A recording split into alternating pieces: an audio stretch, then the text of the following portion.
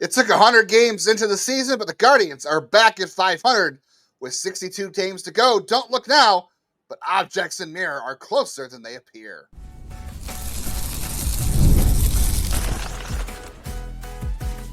You are Locked On Guardians, your daily podcast on the Cleveland Guardians. Part of the Locked On Podcast Network, your team every day.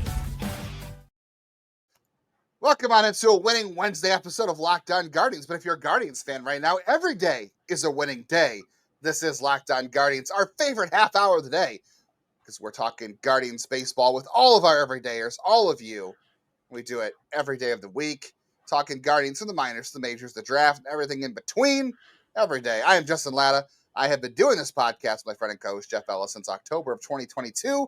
I've also provided scouting analysis, prospect reports, and much more on the Guardians minor league system since 2007. You can currently find my work at the News Herald, the Morning Journal, and Next Year in Cleveland over on Substack. As mentioned, I am Jeff Ellis. I've been here now for over 1,500 episodes of this podcast. Trust me, that is as hard for me to believe as it is for you. Before this, I was a national writer at Scout and 24/7, focused on prospects in the draft. I want to thank everyone for making today's podcast your first listen today and every day, wherever it is you get podcasts, as well as saying a big shout out and thank you to all of our everydayers. I saw a lot of people like Anthony and John and Dave, those people we see in the comments. It's nice. You guys are the lifeblood for this podcast, those who are here every day. Yeah, absolutely. Shout out to the insiders, also a great crew as well. On today's show, there is a lot to talk about, so we want to get going quick. It was all Guardians all night long on Tuesday night across baseball. We'll talk about the minor league updates, including Shane Bieber's rehab. We have to talk about Brayan Rocchio and his return to the shortstop role and how good things are going there. We're going to start, though, tonight with the Guardians and Joey Cantillo in the offense and this team building some confidence and belief. Before we get to all of that, today's episode of Locked On Guardians is possible because it's brought to you by Monarch Money. Take control of your finances with Monarch Money. Use code LOCKEDONMLB at monarchmoney.com. You're going to get 50% off your first year. Jeff, I know a lot of people are like, well, they're playing a bad schedule. And yes, I have been saying for the last couple of days, like, you know, they're beating up on bad teams. That's great. Like, you have to do that. You have to play who's in front of you. And I was saying, do I really believe that whatever happens after this stretch, that things are going to get better? I don't know. But you want to know what? I'm having fun watching this team right now. Things are going well. Guys are improving. Angel Martinez is hot, right? Joey Cantillo is starting to blossom a little bit. Brayan Rocchio is doing some good things. Jose Ramirez is on a heater again. I'm having fun watching this baseball team again. I don't care what happens the month of August. The Guardians have an easy schedule in July. So far, they're taking care of business. If that puts them back into the playoff race, then so be it. I just want to play baseball in October. I don't expect this team to win the World Series. I didn't expect them to win the World Series back in April. But get into October. Baseball is a 6-month journey about fun. This season has not been very fun for most of the year. It's been kind of up and down. I mean, God, 2 weeks ago we were talking about this is the end. It's 10 games losses in a row. We're having fun again. Enjoy the team. I know enjoy is not a word we want to use around here, but this is fun. Let's have some fun. Yeah, I just always get annoyed with people who are always looking for a reason to discount. Like, you know, the same people who jumped in the comments when they had a rough stretch. Like, I told you this would be a bottom 5 team. It's like, you know, it's a long season. And yeah, they get an easy schedule now. And why do they get an easy schedule? Because they played a hard schedule in the first half. They played a very unbalanced home and away schedule, and they have a lot of players who are much better at home. You know, they had a lot of ups and downs. This team is in a very, I don't want to say easy, but is a team that is a setup well to snipe in and get a wild card. The whole Detroit, model from a year ago. I mean, Detroit and Kansas City both made the postseason a year ago, and they did it with like 3 hitters. Kansas City really only with 2, but one of them was, on the heater of all heaters. But overall, it's like, there's a pathway to success. Like, and when things are going good, why can't we just enjoy it? Like, why can't we have fun why does it always have to be, well, it's bad teams or it's like, I don't know. It wouldn't be fun if they were losing to the bad teams. I know. It's that thing where, like, sometimes half the time people say I'm too negative. Half the time people say I'm too positive. I think it's just because either I talk positively about a player you hate or I talk negatively about a player you love. I think that is the decider. But it's one of those things right now. They're playing well. I mean, we have seen them face bad teams and not be this good offensively. We have seen that happen this year. So the fact that they're doing this offensively is a positive sign. It's a lot of guys starting to come around, hopefully, maybe it is the Junior Betances effect. I've seen the articles on that. I don't think I don't think that's We'll have to actually get into that. possible.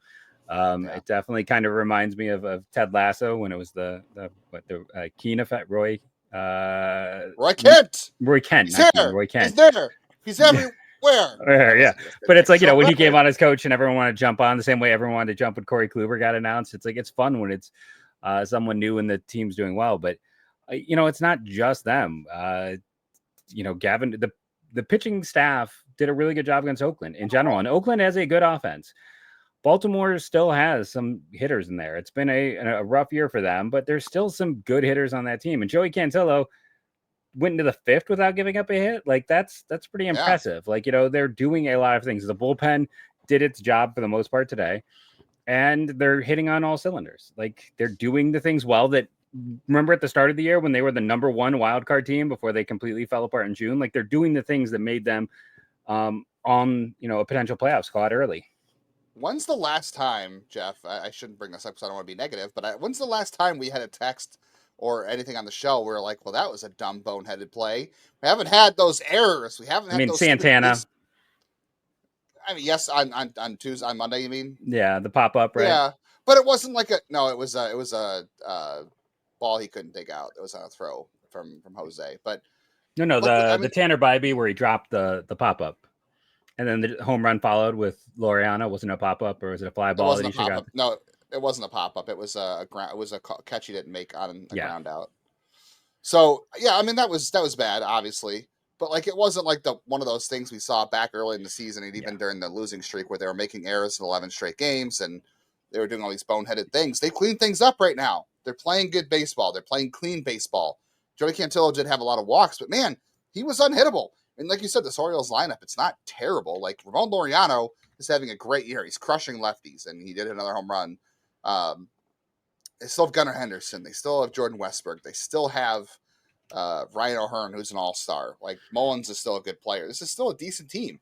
Cantillo pitched really well, and he is really starting to jump into his zone. The fastball velocity was better. He's locating the curveball for strikes. The changeup is unhittable when he throws, and he's throwing it for strikes to lefties and righties. And I'll go back to my scouting reports on him, because I know you and I have been waiting for this version of Joey Cantillo.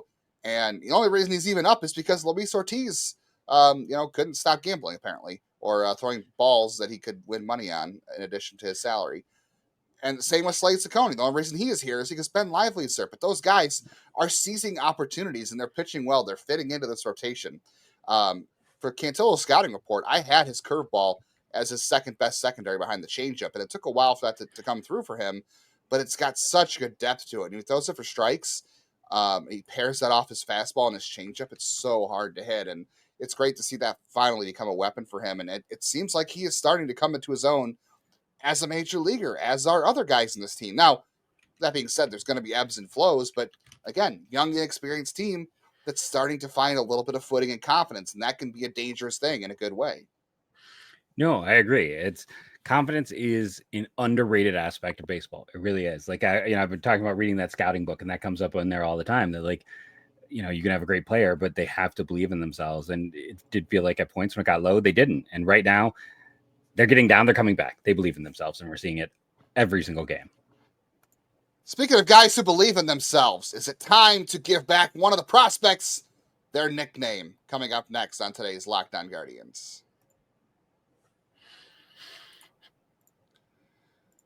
Managing your money, it is hard to do. I have had a heck of a summer, I have to say, between birthday parties, birthday gifts, retirement parties, vacations. I wish managing money felt easier, and it is with Monarch Money. Whether you are trying to grow your savings or planning a big purchase like I did, Monarch Money is putting all of us in the driver's seat. It is your own personal CFO. It gives full visibility and control over our finances. It's not just your ordinary budgeting app. It is a total financial command center.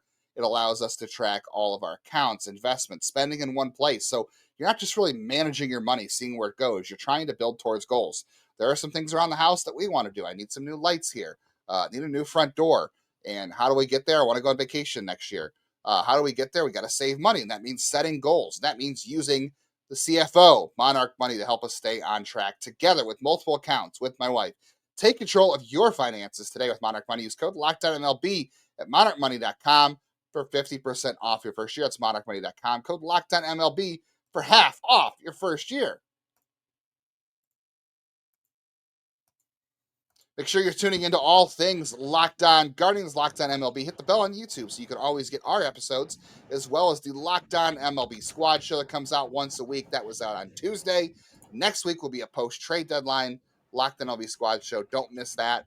Make sure you're auto-downloading audio, too, so you never miss an episode. And it helps us a lot if it's in your feed automatically. And also, would love to see another couple new reviews on iTunes. I know we just had a bunch, but we keep getting some trolls at the top of our reviews, and would love to knock them We get down. another troll. We did get it. It's the same troll. So we'd love to knock that one down a little bit. So if you could leave us He refreshed his podcast. review. What Yes. lack of life. Who's got time for that? Moving on to guys, though, that are more fun to talk about. Jeff. He had a great defensive play in this game that bailed Cantillo out in the 5th inning. He's been playing great defense. His OPS is at 11 since he came back. And he laid down a perfect safety squeeze tonight. Is it finally time to give Brayan Rocchio his name, the professor, back? Has he earned it? I don't know if I want to give him the name back, but I will say he's definitely earned playing time. And I think it is a situation where when you're looking at his performance, everything, I think AAA helps. We talk all the time. Development is not linear, and he definitely has. It's not there's not like one big thing we can point to, but there's a lot of little things. One of them being, he's just, interestingly enough, we say that it's better to put the ball sometimes on the ground than in the air, but he's finding a lot of success by just getting, more air on it, even if he's not hitting it just only a little bit harder. I still think, and people I know may not agree with me with this, I think the dream scenario, because Schneemann has really hit a wall, is Will Wilson got kind of hard on Wednesday. He was doing okay. He also had some walks on Monday. I'm sorry, Monday. He still has the lowest OPS on the team over the last 30 days. He has massively run into a wall over the last 30 days. He might have some positive signs of life, but him and Santana have been probably the two worst hitters on the team. Well, actually, Kwan is over the last 30 days. That's your bottom three. So I think, I think what could be a beautiful defensive situation is Arias at short, Rocchio at second, and Schneemann in kind of a hybrid utility role playing all over. And that's what I would. And then hopefully, J-Rod is just kind of nailed to your bench, and Wilson is down, and I think that gives you the best defensive outcome.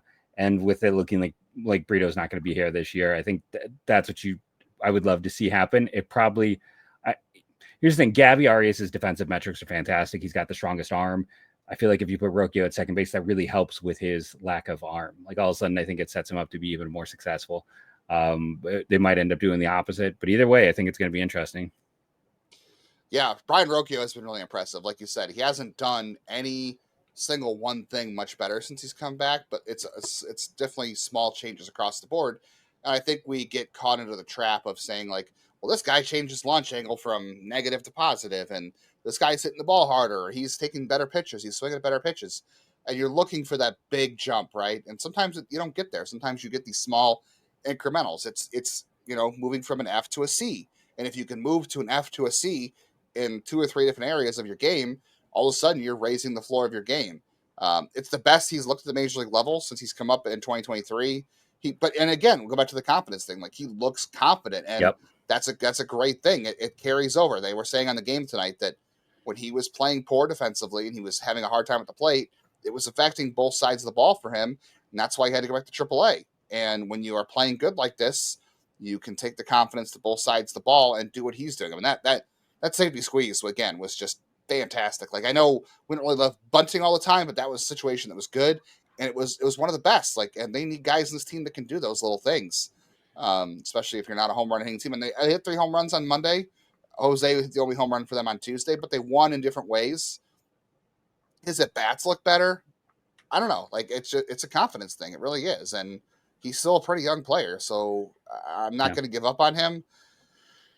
Yeah, I guess we'll stay away from saying he's the professor again, but I don't know. He keeps making defensive plays like that and laying down safety squeezes. He might just get the like in I don't think anybody watched the third Mighty Ducks movie but me. Oh, I did. Where they go to college and they're, or it's prep school. It's not college. Prep school. That's it. You're right. Prep but- school. And Portman does a strip tease in the penalty box. Yeah, I remember it. Yeah. Brayan Rocchio is not exactly Charlie Conway of this team, getting the C back on his jersey, but I'm coming close to saying he gets the professor nickname back if this keeps up. He's playing really good. The Arias thing is interesting.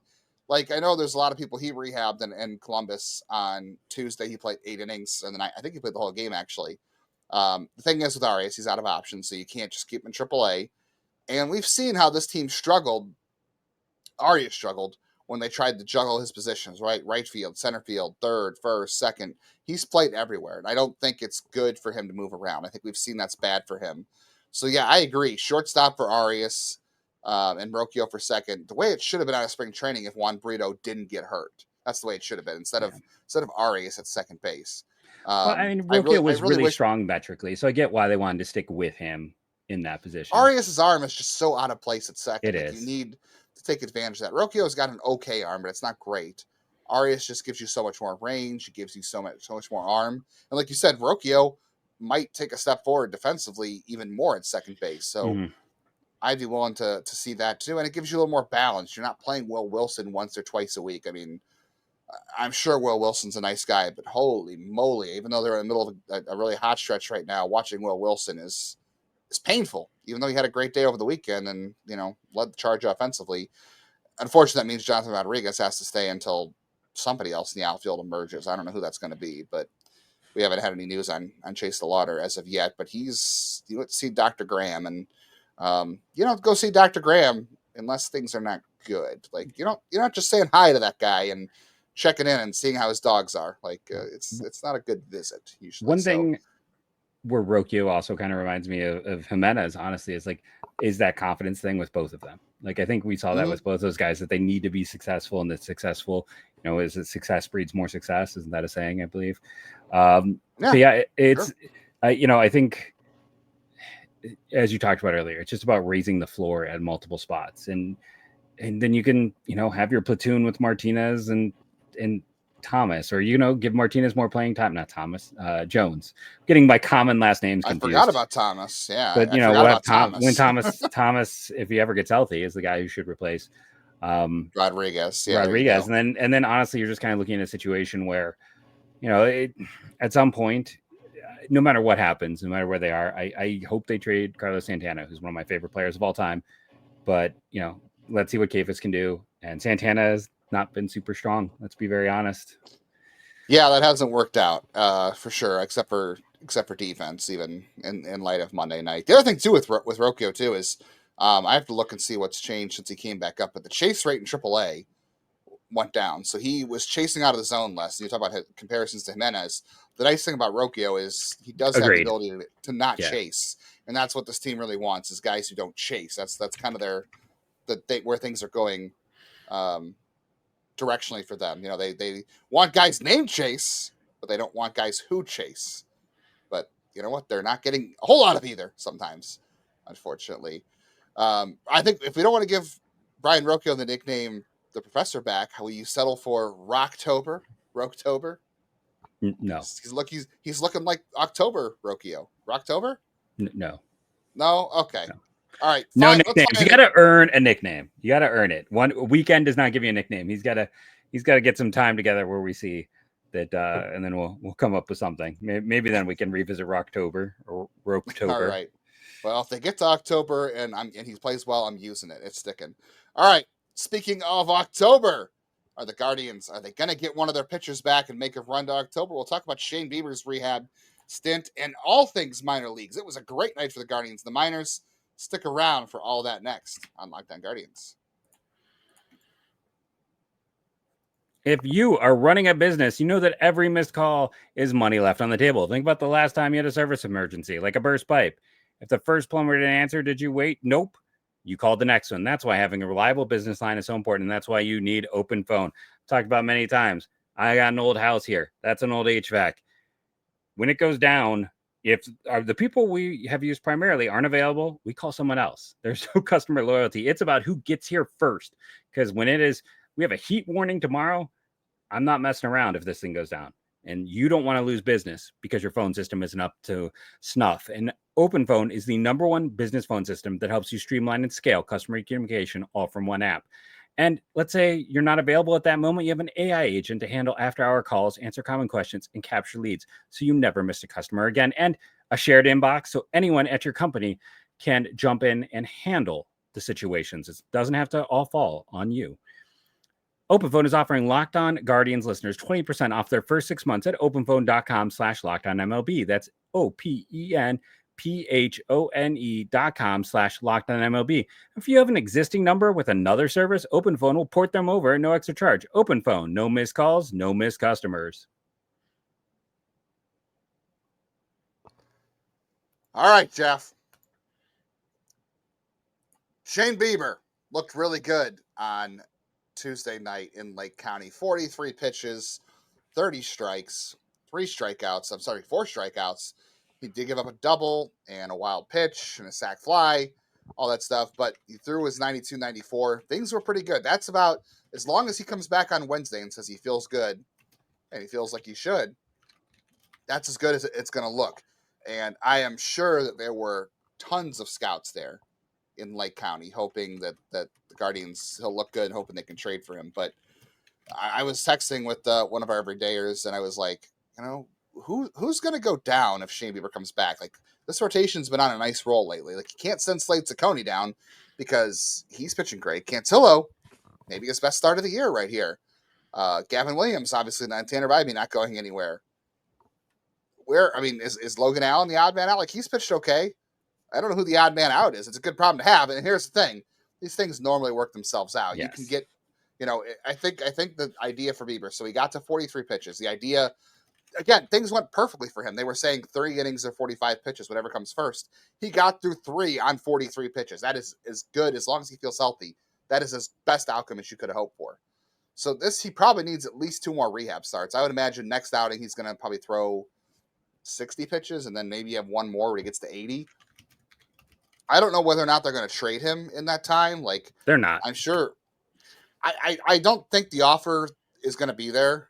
I don't think I think they signed this contract with him with the understanding he was going to rehab and do everything where he was comfortable.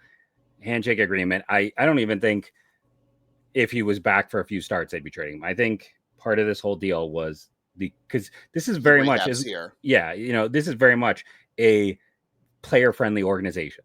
Like, they're letting Quan make his own decisions. So let Jose make his own decisions. They make these kind of deals with, like, we're going to be there and be supportive. They may not always have the money to go out and get everyone, but one thing they've always done, and one of the reasons why when they had that list back in September of the organizations you want to play for, why was Cleveland in the top 10? It's a player-first org. And that's part of the reason why I don't think they would trade Bieber, because I think he wants to, because his money is on the line. Trying to win is not quite as important as being as healthy as possible to showcase yourself, your favorite word, as well as possible to try to get a Matt Boyd or better deal. You're blocked. You said the word. You're blocked. It's over. The show's over. Thank you for tuning in. Come back tomorrow when Jeff's out of timeout for using the worst word in the world. No, I do think you're right. That's funny. They're player friendly except for prospects and moving them up. That's the only time they're not player friendly is moving their prospects along. Because if they were, Chase Lauder would have them up before he got hurt. That's another story for another day. But no, I don't know. I don't know who goes like out of the rotation. I agree with you. I think all those things make sense for Bieber, and I think it's more comfortable for him to, instead of making the playoffs this year with another team, if Cleveland doesn't make it, it's more comfortable for him to pitch where he is. And then I don't know, Jeff, you were saying like before qualifying off, they don't like doing that. You think Bieber's a different case for that if he pitches really well? I think if he pitches well, it's a different situation because how hard pitching is to come by. That, like, if you pay Josh Naylor, the qualifying offer, and then he has an injury plagued year, you're stuck with him.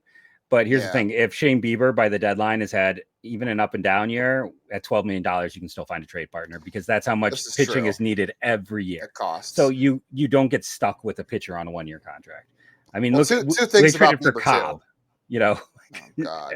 And then Detroit gave him $17 million. I don't think we've talked about that this year. I don't think we ever mentioned it. No. The 2 things on Bieber though with that is this, like, you can give him the qualifying offer if he hits free agency, but they've never gotten to free agency with the pitcher. They always trade their pitchers before they get to Ubaldo. free agency.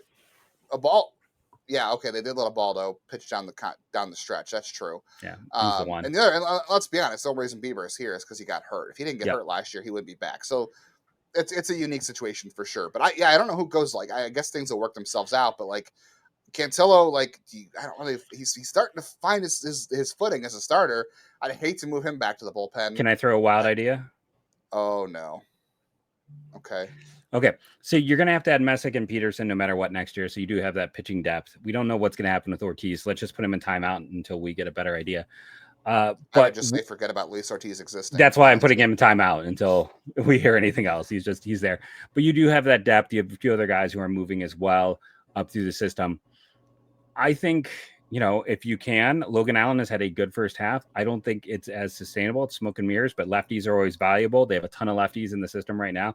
Maybe Logan Allen is your trade bait. Maybe not that they would ever try to go, because, if something happens and someone else gets hurt, you do have Messick sitting there ready.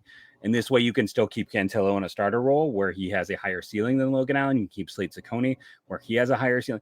I think the best thing for everyone could potentially is to consider trying to, again, thread the needle. Some people hate when I say that, but if you feel like Bieber's getting close, I think Messick could fill in. I honestly do.